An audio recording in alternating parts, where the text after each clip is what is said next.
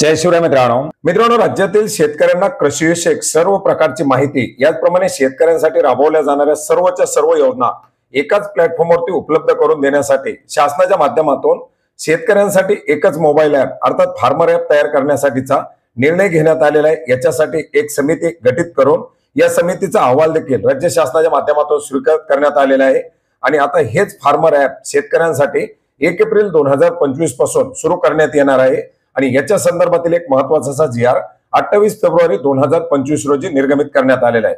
मित्रांनो, राज्यामध्ये मोठ्या प्रमाणात अल्प अत्यल्प भूगोद्रक शेतकरी आहेत।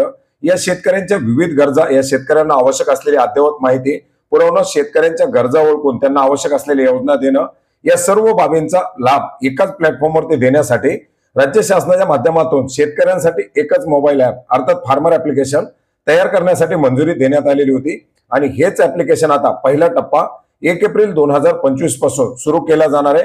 याचं उद्घाटन केलं जाणार आहे। हे ऍप्लिकेशन शेतकऱ्यांसाठी उपलब्ध करून दिलं जाणार आहे।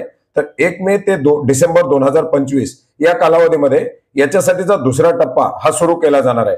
मित्रांनो, याच्यासाठी शासन निर्णय घेऊन काही समित्या गठीत करण्यात आलेल्या आहेत, काही कृतीगट तयार करण्यात आलेले आहेत, ज्याच्यामध्ये ऍप्लिकेशनची निर्मिती, टेस्टिंग, त्याच्यामधून शेतकऱ्यांना माहिती उपलब्ध करून देणं, या सर्व बाबीची जबाबदारी अधिकाऱ्यांवरती देण्यात आलेली आहे। कृषी विभाग आणि कृषी विद्यापीठातील समन्वयक तथा सर्व अधिकारी यांचा एक कृतीगट तयार करण्यात आलेला आहे। या कृतीगटाच्या माध्यमातून जे काही सर्व प्रकारची विद्यापीठातील माहिती असेल ती संकलित करणं, आयटी प्लॅटफॉर्म आणि मोबाईल ऍप्लिकेशनसाठी तयार केलेल्या मास्टर डाटा फाईल या नानाजी देशमुख कृषी संजीवनी प्रकल्पाकडे आणि इतर माध्यमाकडे पाठवणं, शेतकऱ्यांना अचूक माहिती मिळावी यासाठी नव्याने विकसित केलं जाणारं मोबाईल ऍप्लिकेशन हे त्रुटीरहित असावं। याचप्रमाणे याच्यासाठी आवश्यक असलेल्या सर्व ज्या काही जबाबदाऱ्या आहेत त्या जलद गतीने पार पाडणं, अशा प्रकारची कामं या कृतीगटावरती देण्यात आलेली आहेत। याचबरोबर कृषी विद्यापीठाबरोबर समन्वय करण्यासाठी देखील एक कृतीगट तयार करण्यात आलेला आहे, ज्याच्यामध्ये विभागीय कृषी सहसंचालक, कृषी अधिकारी असे वेगवेगळे अधिकारी याच्यामध्ये समाविष्ट करण्यात आलेले आहेत आणि या सर्वांना ऍप्लिकेशनचा पहिला टप्पा पूर्ण करण्यासाठी 1 एप्रिल पर्यंतची तर दुसऱ्या टप्प्यासाठी मे ते डिसेंबर पर्यंतची कालावधी देण्यात आलेला आहे। या कृतीगटाच्या देखील जबाबदाऱ्या देण्यात आलेल्या आहेत। याच्या अंतर्गत तांत्रिक साहित्य पडताळणी गट, याच्यामध्ये देखील कृषी आयुक्तालय जे काही मोठे मोठे अधिकारी आहेत यांना याच्यामध्ये समाविष्ट करण्यात आलेलं आहे।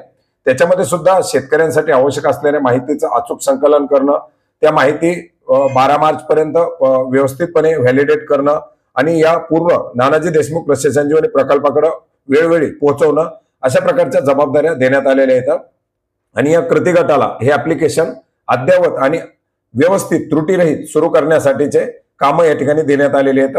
या सर्व कृतीगटाच्या माध्यमातून हा अभ्यास करून हा सर्व डाटा व्यवस्थित पोहोचवून या ऍप्लिकेशनचं टेस्टिंग करून 1 एप्रिल 2025 नंतर हे ऍप्लिकेशन पहिल्या टप्प्यामध्ये शेतकऱ्यांच्या वापरासाठी उपलब्ध करून दिलं जाणार आहे।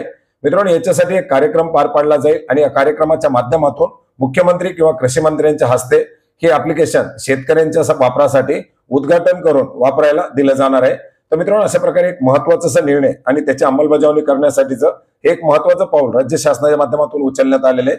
मित्रांनो, ऍप्लिकेशन याच्या संदर्भातील पुढील ज्या काही डिटेल येतील ते डिटेल सुद्धा आपण वेळोवेळी जाणून घेऊयात।